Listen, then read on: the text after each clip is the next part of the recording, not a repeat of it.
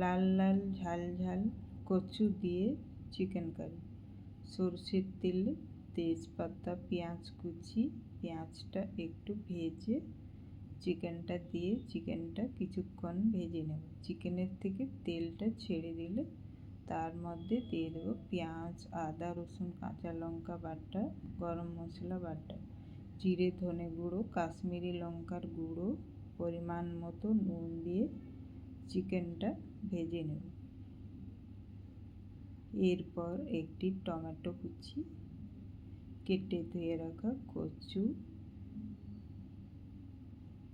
4-5 minute কষিয়ে নেব।